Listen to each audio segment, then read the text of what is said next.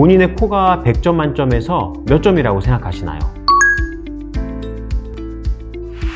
안녕하세요. DI 성형외과 닥터는 코익 정현희 원장입니다. 병원에 내원하시려면 안 그래도 바쁜 일정 중에 시간 내시기 여의치 않으시겠죠. 그래서 내원 전에 어느 정도 미리 확인해 보실 수 있도록 대박날 코성형 수술 조건에 대해서 한번 살펴보도록 하겠습니다. 코는 얼굴의 중앙에 위치하기 때문에 전체적인 얼굴 이미지를 형성하는 데 중심이 되며 얼굴에서 가장 높은 위치에 있는 구조이기 때문에 입체감을 설정하는 데 있어서도 핵심이 되는 구조입니다. 게다가 동양인의 경우에는 약간 서구적인 느낌이 나는 이미지가 좀 더 아름답고 세련돼 보인다고 생각하는 분들이 많은데 이러한 느낌은 중안부가 돌출된 얼굴 구조에서 비롯되며 이를 위해서는 코가 돌출된 중안부 이상으로 충분히 높은 구조여야만 가능하죠. 그렇기 때문에 일반적으로 동양인이 코를 높일 때는 꺼져 있는 중안부까지 고려해서 생각보다 목표치를 높게 잡는 것이 원하는 이미지를 달성하는 데 도움이 되며 따라서 사전에 목표를 명확하게 설정하고 어느 정도 노력을 해야 할지를 정하는 것이 중요하겠습니다. 이를 위해서는 얼굴의 전체적인 구조, 코를 높이는 데 필요한 재료의 양,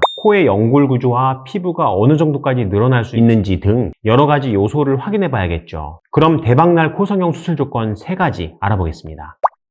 첫 번째, 콧구멍에 면봉을 살짝 넣고 앞으로 쭉 당겨보세요. 잘 늘어나시나요? 코피부나 조직이 부드럽고 잘 늘어날수록 수술의 목표 달성 가능성이 높아지고 원하는 정도의 입체감을 만들어 드릴 수 있습니다. 코는 기본적으로 연골 구조물을 피부가 덮고 있는 형태이며 낮은 연골 구조물의 경우에는 필요에 따라서 늑연골을 채취해서라도 높게 만들 수가 있지만 아무리 높게 만들어봤자 코를 이루고 있는 연골들이 그 높이만큼 따라와주지 못하거나 피부가 그 구조물을 덮어주지 못한다면 원하는 높이만큼 코를 만들 수 없겠죠. 게다가 아쉬운 마음에 여유가 없는 걸 억지로 잡아당겨서 묶어주거나 봉합해버린다면 수술 후 일상생활 중에 코끝에 가해지는 자극이 추가되면서 결국 변형을 유발하게 됩니다. 따라서 우리가 원하는 높이까지 코의 피부나 조직이 부드럽게 잘 당겨진다면 안정적으로 수술 결과를 만들어낼 수 있겠죠. 코가 작더라도 피부나 조직이 부드럽게 늘어나준다면 생각보다 높은 목표치까지 달성이 가능한 경우도 있습니다.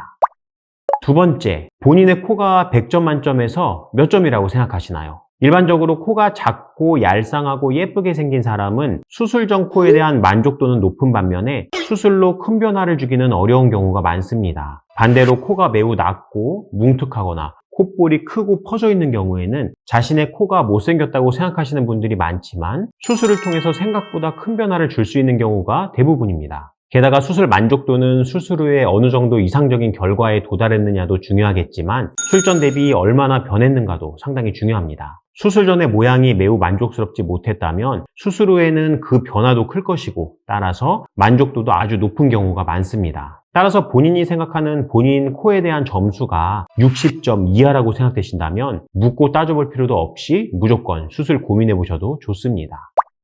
세 번째, 본인의 얼굴형과 비율을 확인해 보세요. 코성형을 계획하려면 얼굴의 전체적인 비율을 고려해야 하고 밸런스를 잘 맞춰주는 것이 중요합니다. 코성형하기에 좋은 얼굴은 일반적으로 얼굴이 계란형 혹은 동그란 형태이며 상중 하면의 얼굴 비율이 1:1:1 정도로 균일한 것이 좋습니다. 반대로 이야기하면 얼굴이 길쭉한 형이거나 중안면의 비율이 높은 경우에는 코성형을 하는데 상대적으로 나쁜 조건입니다. 그 이유는 얼굴이 동그랗고 비율이 좋으면 코를 충분히 높였음에도 불구하고 코가 그리 크거나 과해 보이지 않습니다. 중안부가 길거나 얼굴이 길면 코를 약간만 높여도 코가 너무 크고 길어 보이기 때문에 생각했던 것보다 만족도가 떨어지는 경우가 있습니다. 이렇게 비율상 아쉬움이 있는 경우 무조건 이상적인 위치 관계나 높이를 따라가기보다는 본인의 얼굴형이나 얼굴 비율에 맞춰서 목표를 일부 조정하여 모양을 만드는 것이 훨씬 만족스러운 결과를 낼 수 있습니다. 또한 중안부가 함몰된 분들의 경우에는 코를 생각보다 많이 높여야 되기 때문에 수술이 까다로운 경우가 있지만 자가 늑연골을 활용해서 코끝을 충분히 높이고 중안부 수술을 병행해서 밸런스를 잘 맞춰준다면 어느 정도 극복이 가능합니다. 이렇게 3가지 확인해 보시고 만약에 이